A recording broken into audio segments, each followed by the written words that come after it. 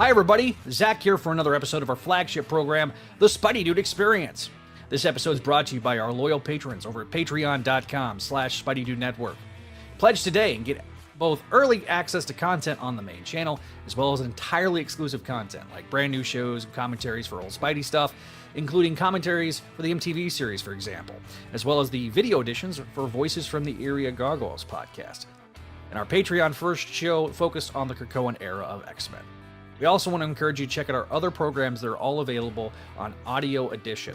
These are all over on Spideydude.com, and they're available on your favorite podcasting app.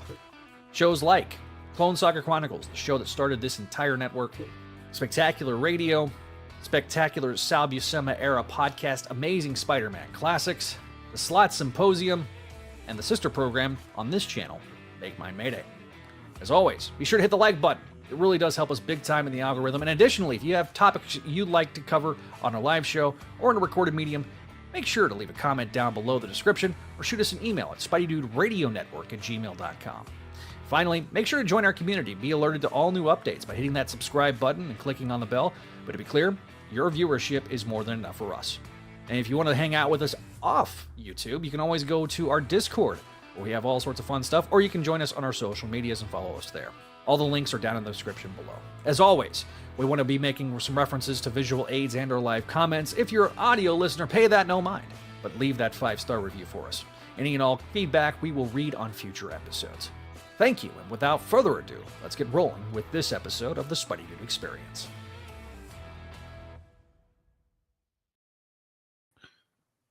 Hello, everybody, and welcome to another episode of the Spideydude Experience. I'm Zach Joyner, your friendly neighborhood webmaster of Spideydude.com and host, as I mentioned earlier, but I am not alone. Tonight, we're going to be talking about Spider-Man Torn and Spider-Man 94, the two miniseries that are going on right now. One written by J. Michael Straczynski, the other written by J.M. DeMatteis. As always, when I'm doing the Spideydude Experience, it seems we have the stalwart of the show, Mr. Adam. Hello, Adam. Hey, Zach. Welcome to the show, my man. Welcome. It's good to be back. Did you have a good Thanksgiving break? Yeah, it's fine. Yeah? Did you eat some turkey? Yep. Nice. And because she felt sorry for me, that's the only reason, she is back. We have Ashley. Hello, Ashley. Hi. I am here. She is here. To provide next to no substance to this show. Really appreciate you. Say, well, good night, everyone. Yeah, right? Walter was going to be on, but I don't think he's feeling well, so shout out to Walter. Feel better, buddy. Did you have a good Thanksgiving, my dear Ashley? Yeah. Yeah? Turkey? And... I don't eat turkey. Oh, that's right. Mm-hmm. Did you have ham? What'd you have? I don't really eat meat. Oh, so it was like pasta, mashed potatoes, all that stuff. Starches and more starch? Yeah. All the starches. Yeah. I drove to El Paso. 10.5 hours. 11.5 hours. Actually, no, it was 13 hours on the way over and 10.5 on the way back. So I decided to leave on 2:30 on Wednesday afternoon. That was a giant mistake. Yeah. At 2:30 the day before a holiday, I should have been committed into an insane asylum. Next time, I will be taking the day off. And leaving at like 8 a.m. But I got to see my mom, which was good. I haven't had seen my mom since her cancer diagnosis, and she's doing good. She looks good. She's... The pictures were cute. Yeah, I used the camera on the selfie one. So, and so she was like, "Oh," because I decided to pack everything except the soundboard like a moron. I could have done like some audio stuff, but I didn't do that. But anyway, in the comments section, let us know if you had how your Thanksgiving was, and we'll throw them up on the screen. So tonight we're going to be covering the two miniseries, as I mentioned. I don't think there's any news, the major news that's come out since the break. Obviously, most of the cons are done for the year. Not for me. Not for you. You've got one more tomorrow. And an anime one too. Yeah. So the smaller conventions, I think, are still going on. but like the major conventions, your New York Comic Con, your San Diego Comic Con, obviously already passed. CCXP is going on right now. That's the big one in Brazil. Yeah, and Hasbro's done some announcements down there in the past. I know London MCM had, we talked about that last time. So I know that there are some cons. I think the Hasbro team has like one more live stream in them between now and the end of the year. So we'll find that out. Probably be next week, I would think. Some of the stuff that's due out next year is already starting to hit some of the reviewers. So we'll see when those hit store shelves. But the Retro Card Mysterio that was Walmart exclusive, some stores have got it, some stores have not. So we'll see what happens. Maybe I can snag one before and add it to the ever-growing collection behind me. But yeah, so let's talk a little bit about Torn and everything. Yeah, I was going to say, that's the one. Let's get into the meat and potatoes, because I actually enjoyed the shit out of it. So, all right, so let's talk about Torn. Now, you read both Torn 1 and 2. Mm-hmm. So let's get your thoughts on Torn. Like just in general? Yeah.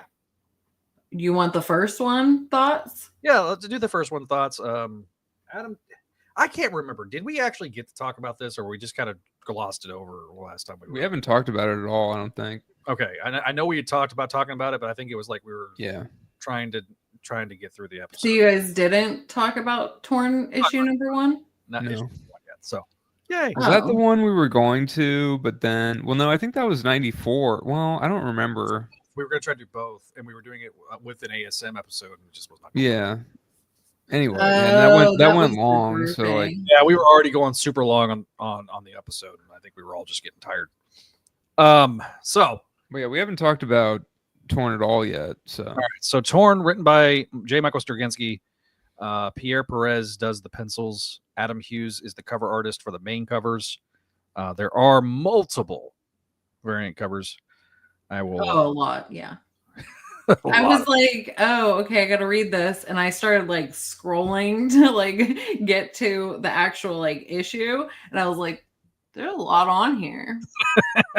Well, so JMS Babylon 5 fame obviously had a legendary run on Spider-Man, so this is like his first foray back into Spider-Man, so I'm not terribly surprised, but I didn't mind. Yeah, I just needed to get to the meat and potatoes, actually read this stuff, so I knew what was happening. So. Yeah.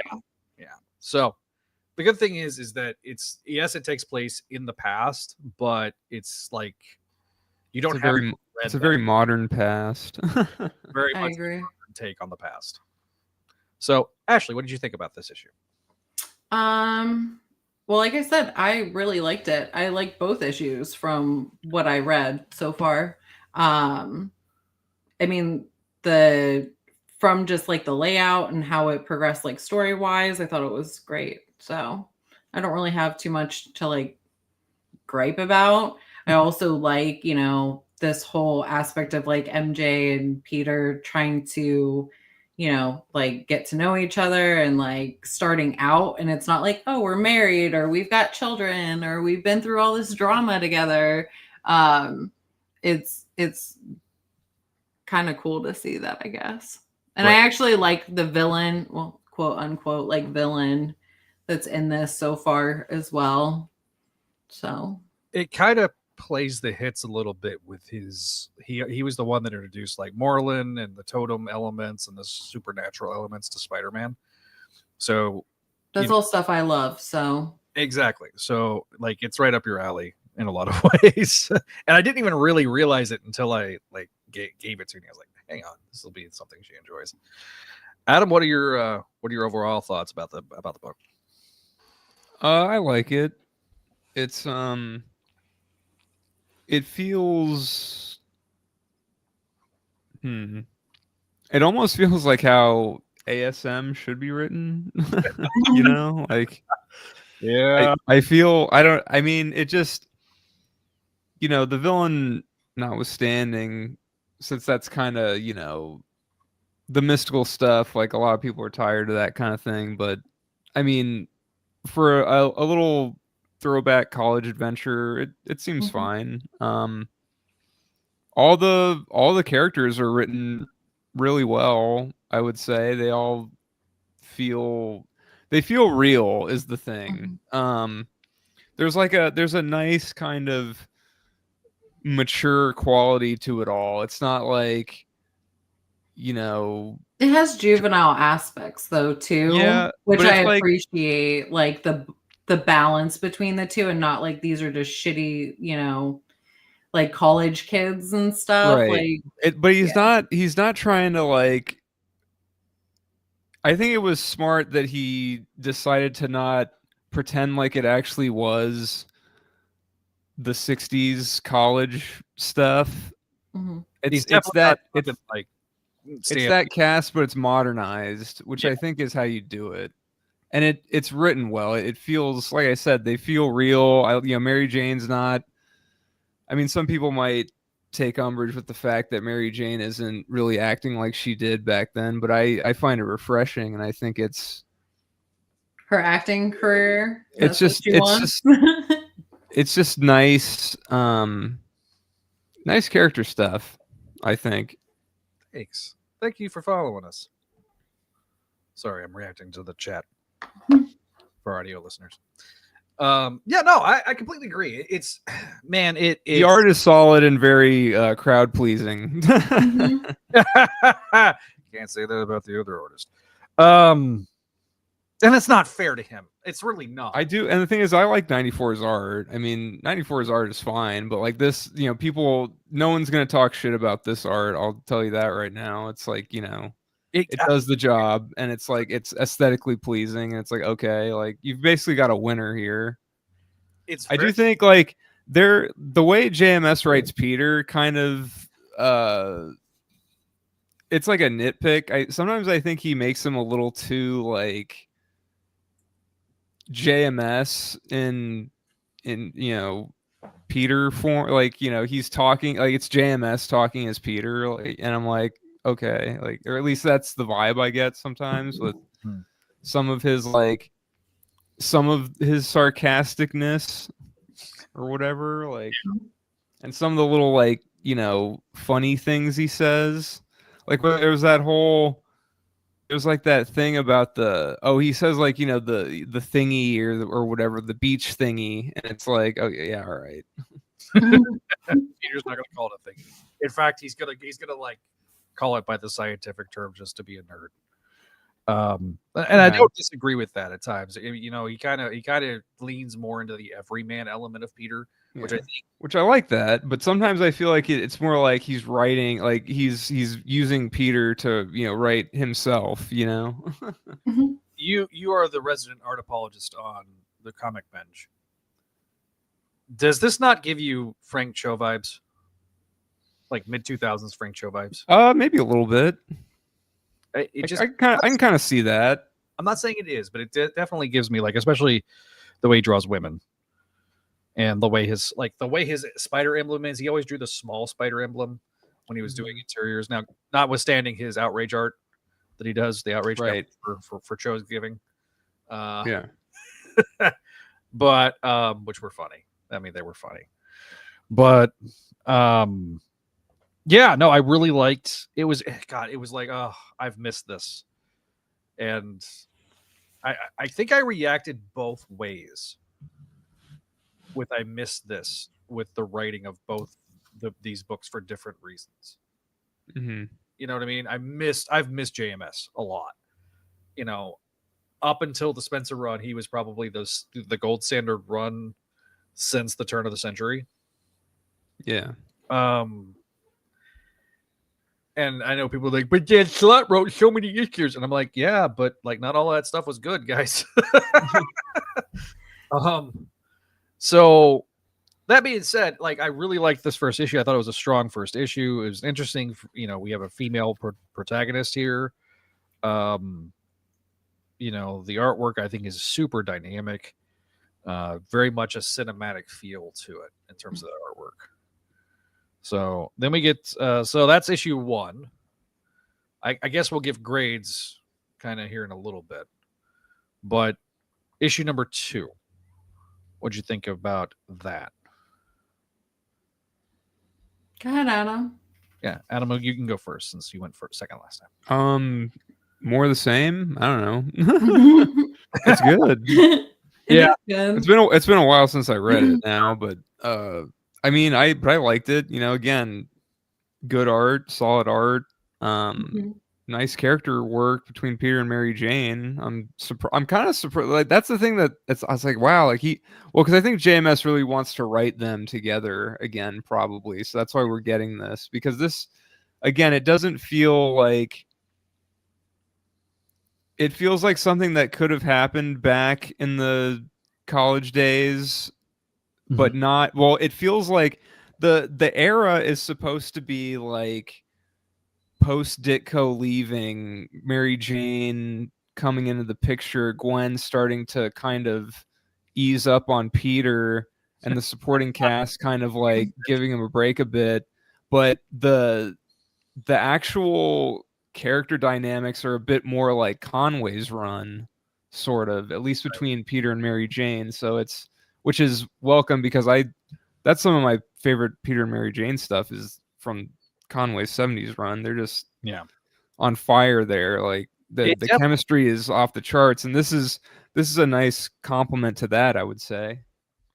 It definitely feels closer to Conway era than like early Lee Romita.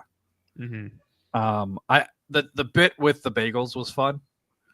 That just captures that friendly neighborhood Spider-Man element to it, right? Right. The big giant fat cat trying to run away was hilarious. Oh yeah. It's like Garfield level cat. And the guy looks like JMS basically. He does. We've seen pictures of him. I also like the bit where Peter like webs the desk to the ceiling, because that's gloriously dumb, but you know. He's like, wait 5 seconds. And he's like actually like counting, like, oh, okay. Yep. I like the don't talk to him before coffee little snippet in the beginning of that, because that's Ashley. Don't talk to her before she's had her coffee. That's me, literally. So, you know, the Peter, Mary Jane, the Betty and Veronica elements. Again, you're definitely right with how that goes. Very much gives Riverdale a little bit with this. Well, I mean, that was always the joke, is that at that point, like during the late Stan Lee run, he kind of wrote the Coffee Bean Gang with Gwen and Mary Jane as like Betty and Veronica.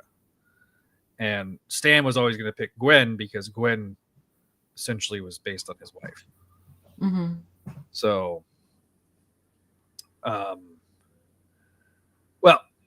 in looks, but in personality, Joan was more like Mary Jane.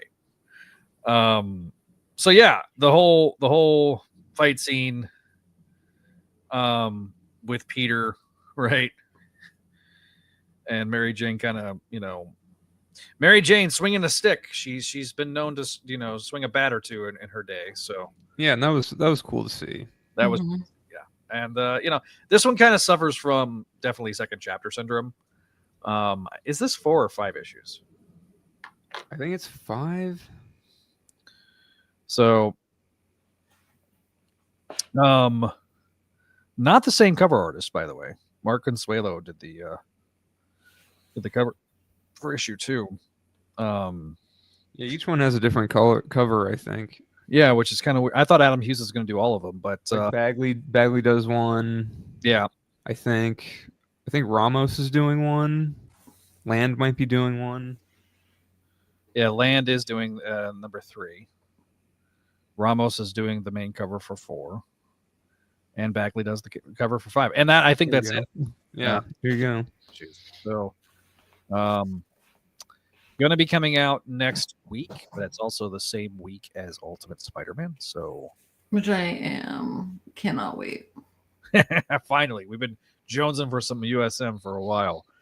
And I'm like, crack addict over here. Like, I need Got any my more issue. comments? I know, and it's so sad that it's coming to an end. It just, I don't know. If you guys are watching us live on YouTube, just leave a comment down below. Give us your grades as to what you think about these two books. So let's give some grades. Adam, what is your grade for issue 1? And we'll do letter grades here. I'll give it an A. Because it's stuff it's stuff I miss from the actual main book. Yeah, so you give it an A. All right, so your grade on issue 1 is A. What about issue number 2? I'll give that an A too. All right. Yeah, it's solid. Solid A. So both issues A. Ashley. Same. It's solid A. It wasn't like mind blowing, but it was a good read. I enjoy the art. I enjoy the little storyline. You know, I don't have really too many negatives. I actually don't think I have any. A solid A as opposed to a runny A.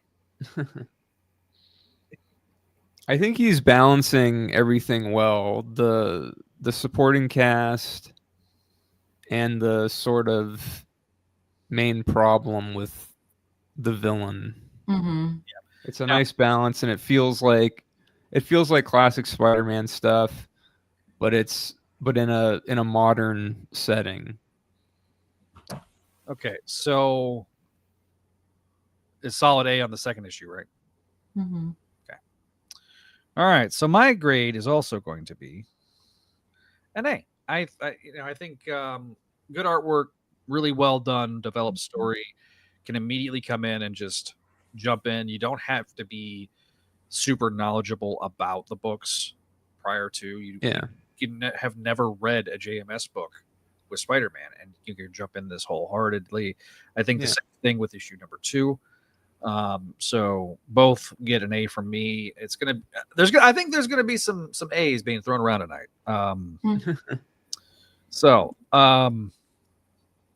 All right, let's talk about Spider-Man 94. Ugh. I mean, you guys have fun with that part of it. I do need to get back to work. I was literally just popping on here just to I know, I appreciate give input. You guys have fun with that what's the word? The condom. The spider condom.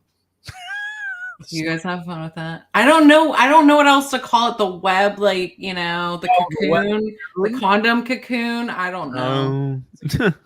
It's a cocoon.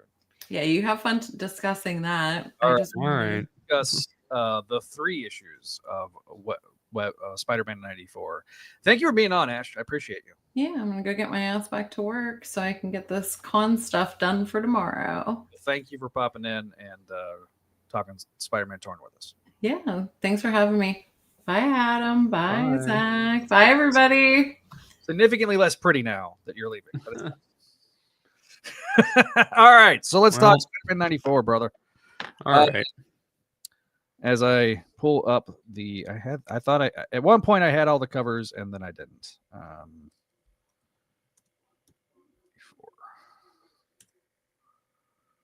So we're gonna. I kind of want to go through all 3 of these issues from the beginning. Well, we did one. So we did the. Okay. Yeah, we did do that. We did that before the interview. Okay, that's what I thought. Okay. Yeah. Okay, so we're going to talk Spider-Man 94 2. Okay. And then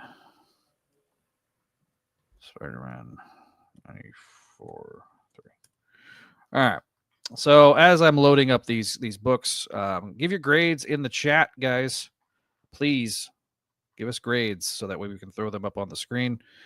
I do appreciate everybody's participation in the issue.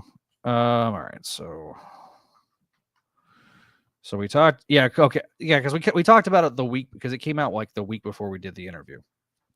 Yeah. So So just as a brief refresher, because it's been a couple of months, right? Yeah.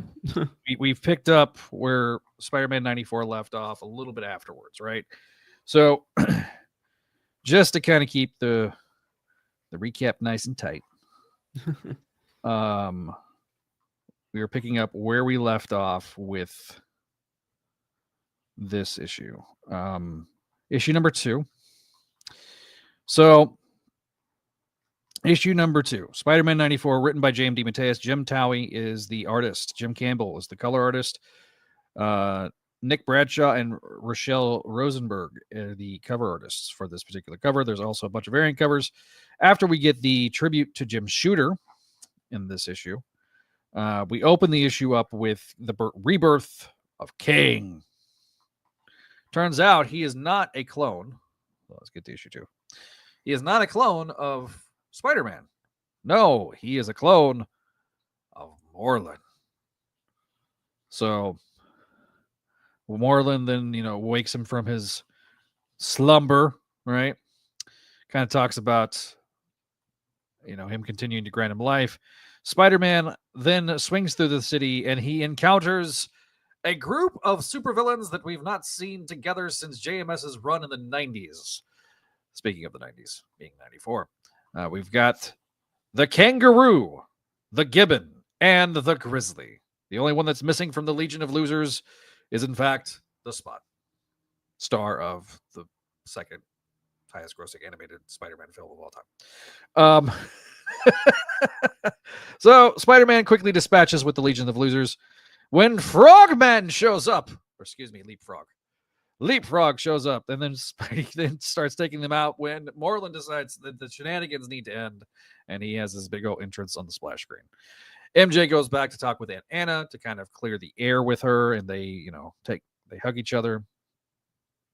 And Anna, of course, doesn't know what's going on with Peter, and she's just she's in her way trying to protect MJ from the situation.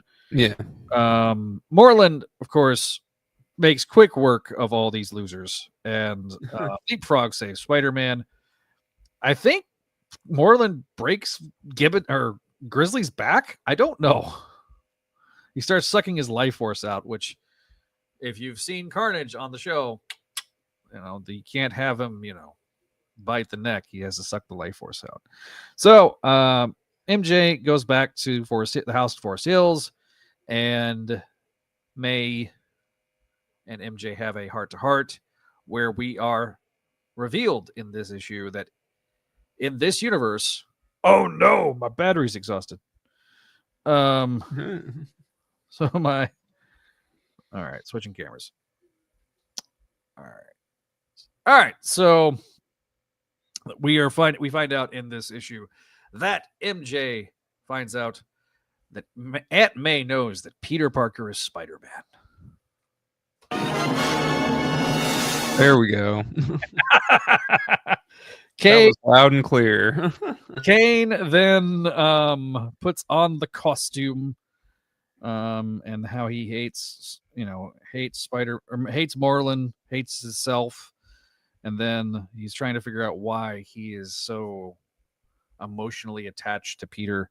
When Morlun then shows up, starts fighting Peter, and has a pretty intense fight. When Spider-Man is then captured by Morlun, when all of a sudden a hunter enters the fray, Craven the Hunter, and that's we're playing all the DeMatteis hits right now. I mean, at this point, so the Will Eisner Hall of Fame and nominees, including John Romita Jr., Kyle Baker, and Joe Manili, were brought forth. A lot of discussion with Danny doing the letters pages, talking about the what was on the racks in October of 1994. It was the Amazing Spider-Man 396, Spectacular Spider-Man number 219, Web of Spider-Man 119, and Adjectiveless Spider-Man number 53. The stories were the Back from the Edge and The Exile Returns. And if you want to hear a commentary about that, you can always go to Clone Saga Chronicles. Yes, Clone Saga Chronicles did cover this in the earliest episodes. I think this is episode 5 or 6. When that month of books was discussed. So I'm doing that off the top of my head. So somebody in the comments correct me if I'm wrong.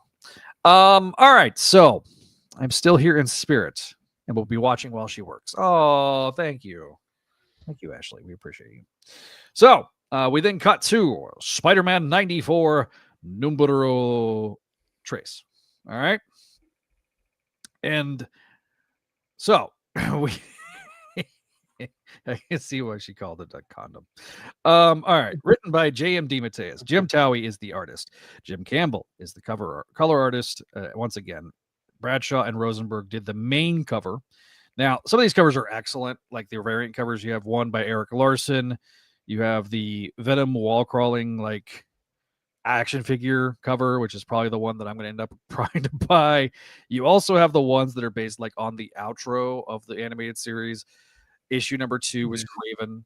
Issue number 3 is Carnage and Venom.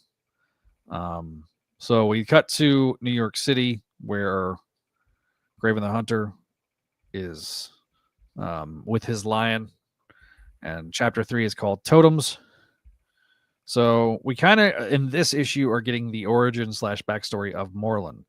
How he was, basically kind of gives him sort of a Highlander type vibe with the immortality element. Mm-hmm. He then goes to the modern age. Sims and Company builds that up, and then has to create basically a clone of himself and name himself Ezekiel Sims. So that kind of solves that. So obviously he's brought him into his lair. He then spits out webbing from his mouth and wraps him up in a cocoon, which is kind of interesting. Kane then shows up and he's like, I wonder if what my father would do. I wonder if I killed his precious spider totem. Why are you so important? Oh, I can't ask questions. I must serve my father and his will.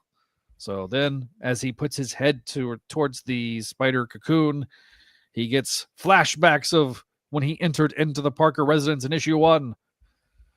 Why the woman, her presence, it seeps into my cells. So then we go to, he asks himself, what am I? And so in a kind of spiritual echo to Amazing Spider-Man number 400, we have Aunt May kind of talking about how, she lived under the roof in all these years. How could she not be a fool? Mm-hmm. And how she's like, no, I can't tell him. She asks, like, why don't you tell him? So, she talks about how she, Spider-Man has so much weight to bear. Peter has so much weight to bear that maybe that it's their job to help hit the Peter Parker side of him, essentially. We then get, Peter ripping himself out of the cocoon. And turns out when he goes into the lab, there's this giant sort of griffin person. Yeah. Starts to fight him when all of a sudden Kane shows up and he's like, why do I love you? Got a Mary Jane. Yep. When looks like the Griffin is going to have the upper hand on Spider-Man, when all of a sudden, stab in the chest by Sergei Kravenov, Kraven the Hunter. Yep. So then he stabs Peter. Because... Well, it cuts away, so we don't totally know, but it's like, the implication is, it's like, Definitely warranted another one of these. Because that is from the 94 series, for those that don't know. Mm-hmm.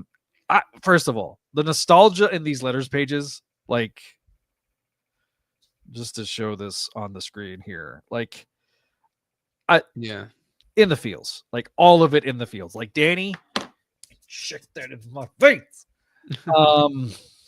Same thing with JMD, but Adam, your thoughts on issue number 2? I liked it. I love the Aunt May and Mary Jane scene. 1000%. Yeah, that was great. I have been on record quite often saying that Aunt May should know that Peter is Spider-Man. Stupid that she doesn't. I think it's not just stupid; it's foolishness at this point. Yeah. Why are we keeping a character stuck in the 1960s just because that's what you grew up reading? Sorry, I'm looking for a cord while we're talking here, and so I love that scene. That scene is like truly the best scene of the entire book. Yeah, I don't care as much about Moreland. Yeah, I'm interested in how, like, is there some sort of relation between him and Kane? And if so, like, why does he care about MJ? That I am legitimately interested about that. Yeah. I'm interested in that, and like if there's a swerve, like, oh, we think he's a, Moreland clone, but he actually is a Peter clone, like, but then like maybe we get it, it's like, well, how did he, maybe we'll get like some kind of Miles Warren twist in this, like somehow, like he's a, like the Sims Corporation was funding Miles Warren or something. Who knows? I don't know. Reasons. Yeah. But I don't know. I like it a lot. Like, well, what's fun about 2 is, we get like some low stakes villains, then we get Moreland coming in to mess everything up and to show how much of a threat he is. I think that was good. Yeah. No, I 100% agree on that part. It very much felt like it was JMD writing his spectacular book of the 90s. Like it's like he transported himself back to that point in time, and we're getting the results of that. And as funny as it is, as somebody who is like the unofficial third chair on the Forgotten Era podcast, I kind of like that era a lot. So sure, it very much reads like, not only that he's writing the 94 series, but also writing writing his book Spectacular Spider-Man back in the day. Yeah. So I can see that. Yeah. So you've talked about issue 2. Let's talk about issue 3 right quick. What do you think about issue 3? I like Moreland's origin in this. We know his origin in the main universe, but I feel like it's dumber than this. I don't know. Like, like don't we kind of like, we don't like, we know about the family. It's been so long since I read Spider-Verse, but like, I like this origin better. I think it's cool. It's kind of like, I don't know. It feels more it feels less messy, I guess. Yeah, it feels like a very sanitized version of his origin from the Spider-Verse and everything like that. I just like the fact that it's like, okay, he's kind of like, he's tied to like, he's almost sort of tied to the Eternals. Yeah. It's because they alluded to the Eternals in this, and like, I don't know. I just like that I like how the totem thing got brought in, and like, the fact that he is kind of, he explains the whole totem thing pretty well, and I like the Ezekiel twist, like how Ezekiel's a front, and it's him, and he's just kind of,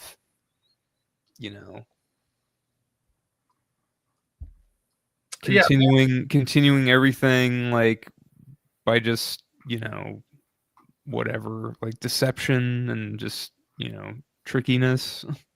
I like that. I like the combining of Moreland and Ezekiel, because it feels like something the show would maybe do. Yeah. No, I kind of agree. It definitely is in the spirit of Semper, even though these characters obviously were introduced in 2000s, well after the establishment of the 94 series, but kind of does what the 94 series did, which was kind of take the 80s origins and stuff and kind of made them more palatable for younger audiences. Mm-hmm. And then successfully able to integrate the 90s stuff with Venom and Carnage and do it the same way, you know. So, you know, and then in turns, Gabriel's grandsons and great-grandsons playing the part of both ancestor and heir. So he is like a vampire, you know, like exactly. But it's like, you know, I don't know. I don't know. I like it. It feels, because like I feel like we just didn't. I don't remember. I barely remember what it. I don't really remember what it was. What Slott wrote in Spider-Verse, but I like this because it kind of gives a concrete answer. I feel like there still isn't really much of a. Well, there might. I don't know. I just think. I think the Moreland thing under Slott was just kind of like no, but this I'm fine with. I think it simplifies it all and gives it more meat to it. You know, it's also funny because there's like the element of like the Green Goblin trying to offer him the world, right? From like the first Raimi film, when he's, you know, embrace me, you know, and he's not. Yeah. So, but like the bits where I realize he might be the greatest threat I've ever faced. Yeah. Definitely read like Christopher Daniel Barnes. Sure. Yeah. The dialogue. So, you know. And then the Aunt May and Mary Jane scene just is beautifully written, and that's like just a huge highlight of the book. And then it goes into Peter basically fighting for his life, and it's pretty awesome. Well, and I love that they're on the same page. Yeah. I still think by the end of this, and this is just me kind of just spitballing here, I think we will get Spider-Man 94 Aunt May telling that she knows the Spider-Man. Yeah.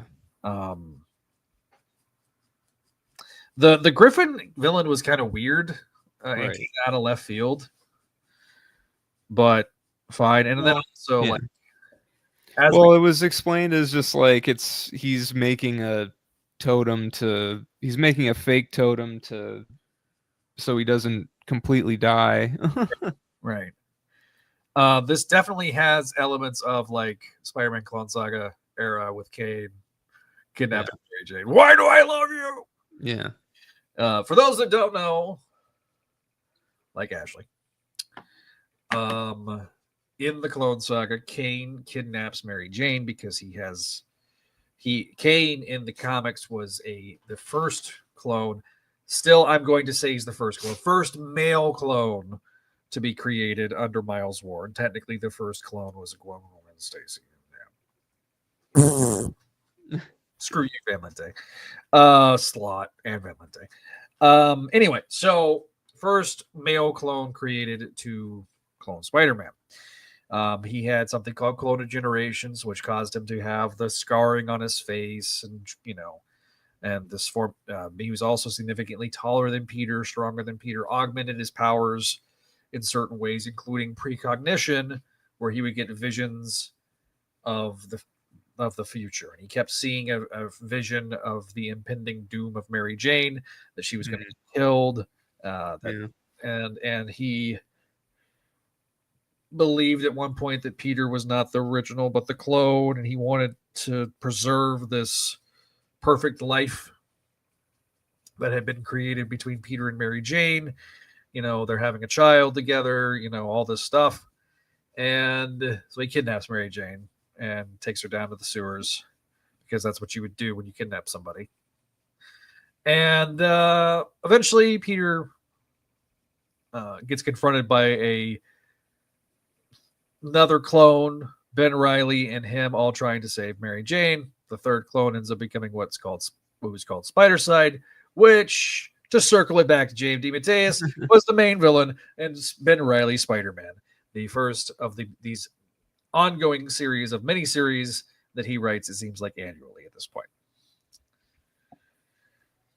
So I'm sorry. I got to bask in my own glory for that one. I was able to twist it around all the way back to this. But yeah, so definitely got those vibes from that particular storyline. And of course, we all know about him and Craven.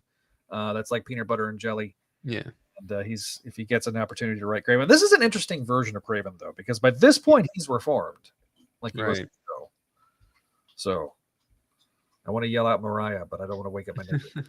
So Sergei Krivenov, Craven the Hunter. All right. Significantly better than the apparently unintentionally funny Craven the Hunter movie that I've still not watched. Have you watched that yet? No. I've thought about doing that as a Patreon exclusive. If you want to see that here on the YouTubes of us doing a watch along, let us know. So, let's talk grades, my man. What is your grade? Well, I'll give them both A's just because. Well, I mean, I like the '90s show. Obviously, I've rewatched some of it, but you know, I haven't really done a full rewatch in a long time. But I still think it captures the spirit of the show, and I like the status quo that's being presented here. I like. It feels like classic Spider-Man to me. It's I don't know. It's just it's another welcome change from the main book to me. And yes. I do think the art's pretty good here. Like it feels, you know, animation-esque, and it's very dynamic. The storytelling's good. There are cool moments. JMD's nailing the character stuff, especially with Aunt May and Mary Jane. Peter's on point. Yeah, I think this is a good series. Nick Bradshaw does the cover for the next issue. Yeah, he's doing all the covers, and the covers are great. Yeah. Now the final cover, because I think we're 5 issues here too. Yeah. So we've got issue number 4 is going to come out December 24th. And then issue number 5 is going to come out January 21st. So we'll probably do the final 2 issues together. Yeah. To kind of wrap that up. But yeah, I'm with you. I'm going to give this also an A. We're just making it rain A's. Yeah. I mean, we're biased, but still, I feel like, I don't know, but this is like kind of what I want in a Spider-Man comic, honestly. Like both this and Torn is this is more or less ideal Spider-Man, I would say.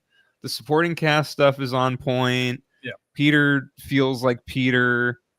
I don't know. I mean, you can say it's nostalgia or whatever, but I just feel like it just feels like this is what feels like Spider-Man to me. This is what Spider-Man should feel like. I think, and I think that's not an indictment on what they're doing right now, but it's a very stark contrast that during this storyline we have Peter Parker in space. Mm-hmm. We have Norman Osborn as Spider-Man running around on Earth, which is an interesting story, and I think that would be something that I would love to have seen him like JMD or DeMatteis tackle, because he would probably get really into the psychology of it. Yeah. And Kelly's not, Kelly's not a slouch, and I want to specify this. Kelly is not being a slouch, and I think he's doing an admirable job with this storyline. Yeah. I'm ready for Peter to be off the random ass planet. I'm ready for it to be. We talked about it last time before Thanksgiving. It just feels like such a weird story, but it's probably like, well, it hasn't been done before, so let's do it. And you know what I mean? It's like, well, yeah, like I guess, but it's really funny. I remember in talking with Tom DeFalco and Ron Friends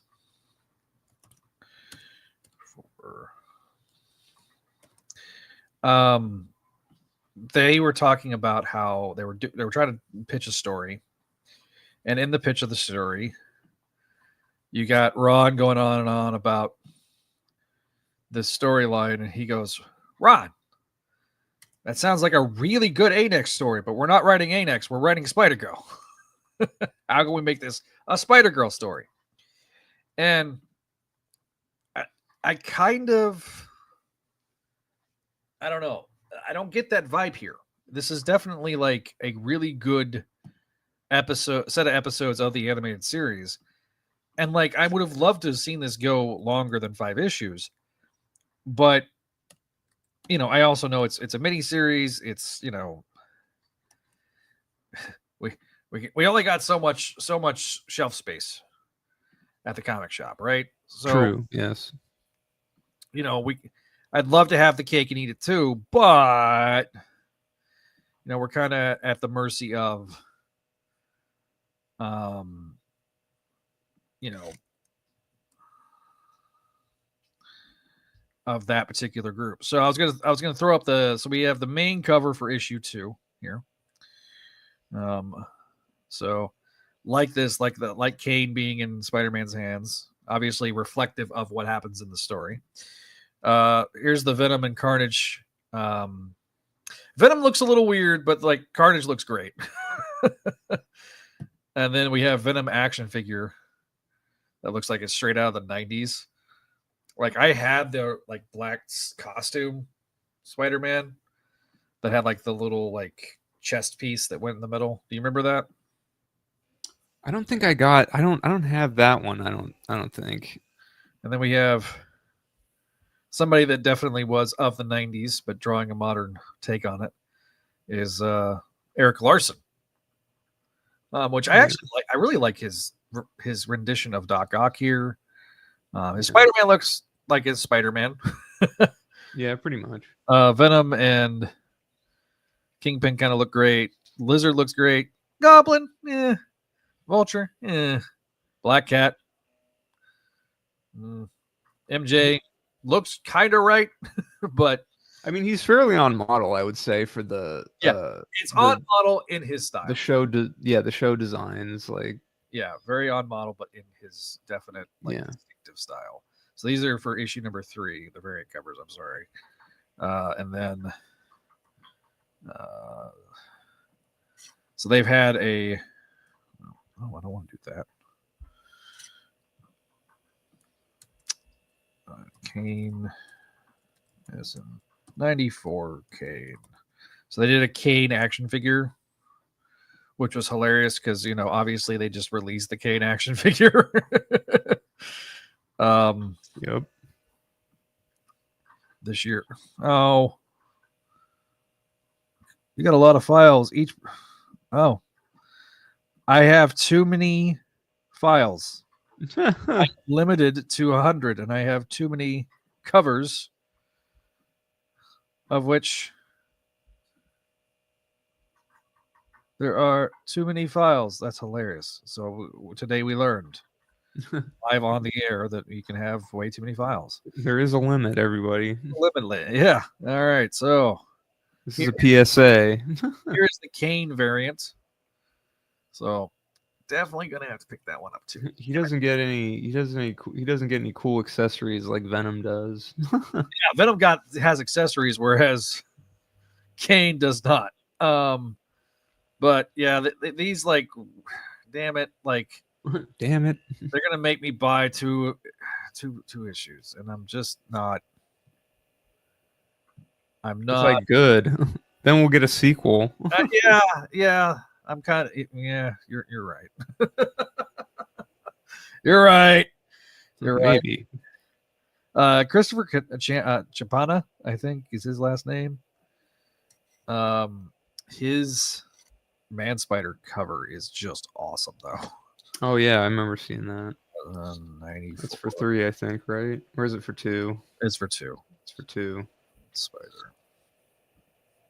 And let me pull that up. I can just drag and drop. That's really nice. I've only had this platform for 5 years, and I'm just now learning this. All right, so there we go. Look at that. Yeah, let me take the banner off. Hang on. Yeah, no, definitely looks cool. Looks wicked. Definitely really surprised they have not made a Marvel Legend yet. Right.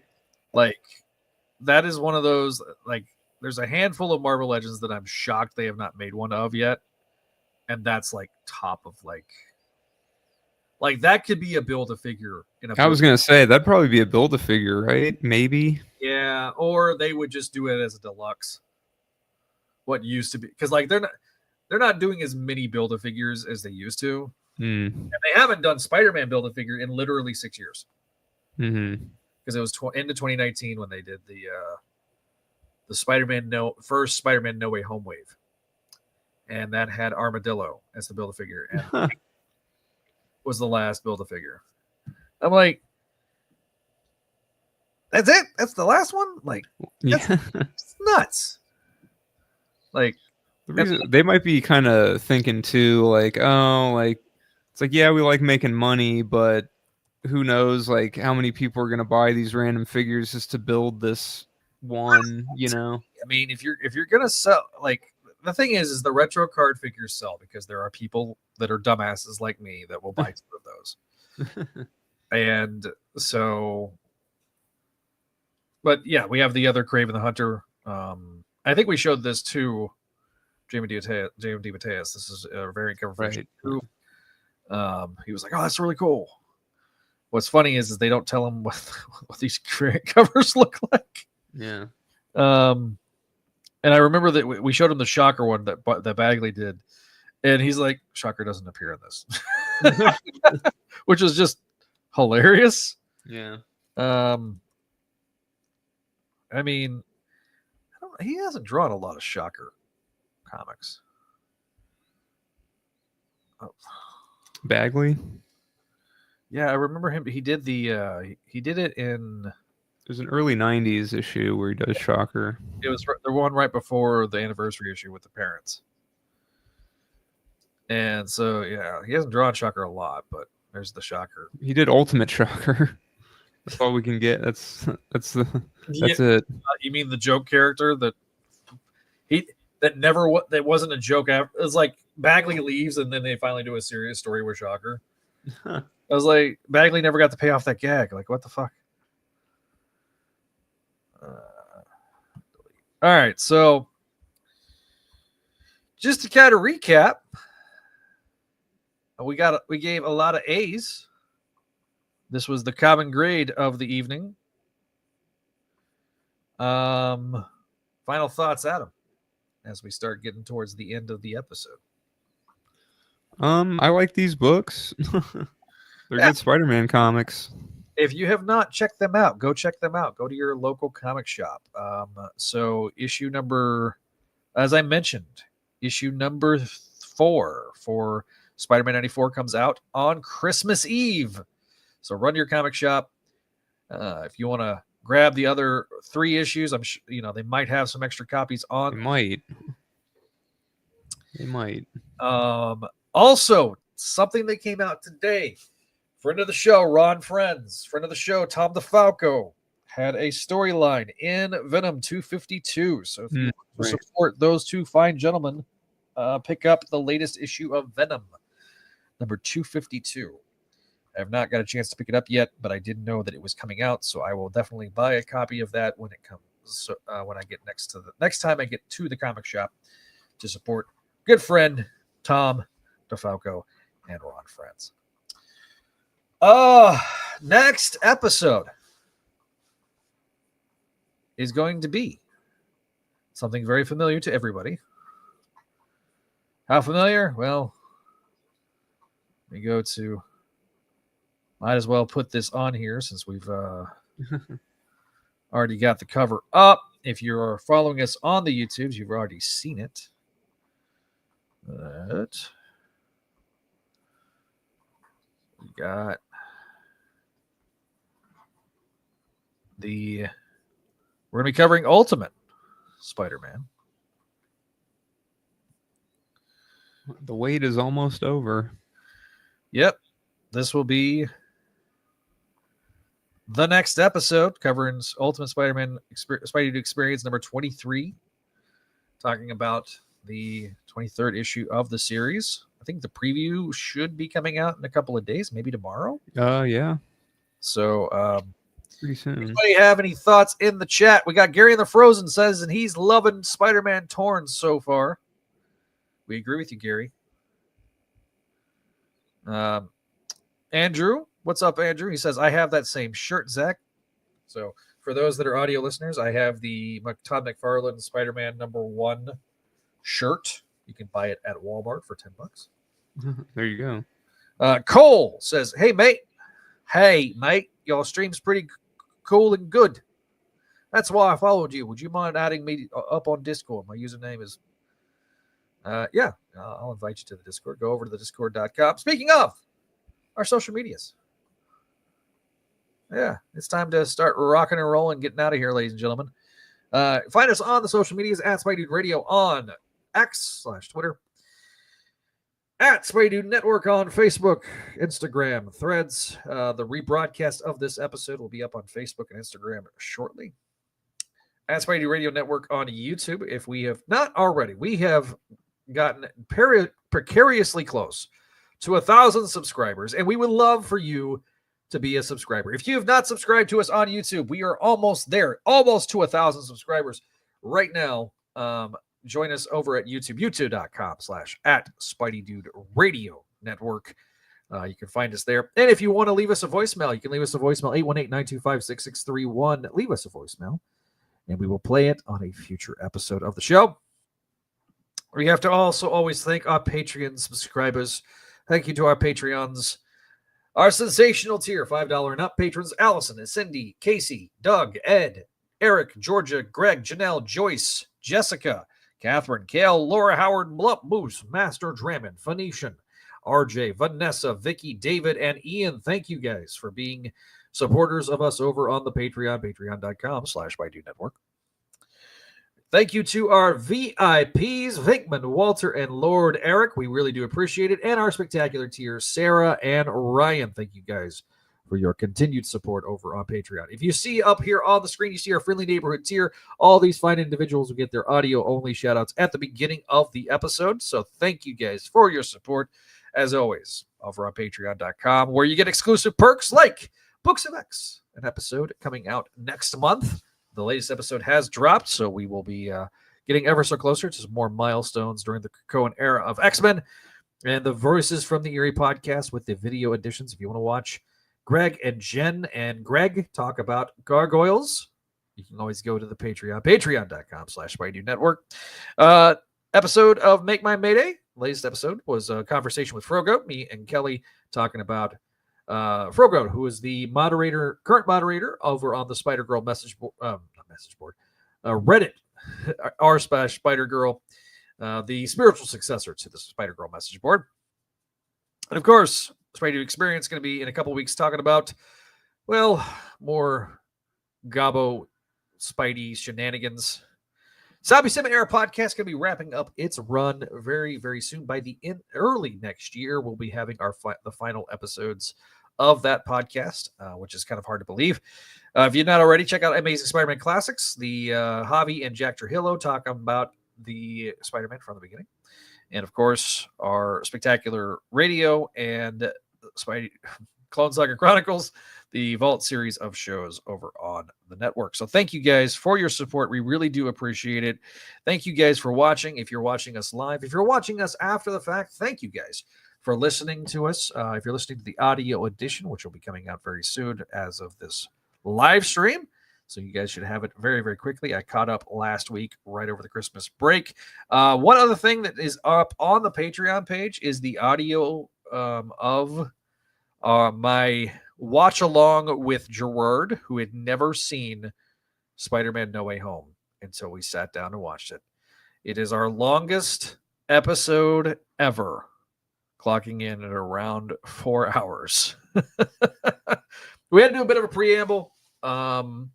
So go over to the Patreon page right now, patreon.com/Spideydude Network. Audio will be up on the audio channels very, very shortly.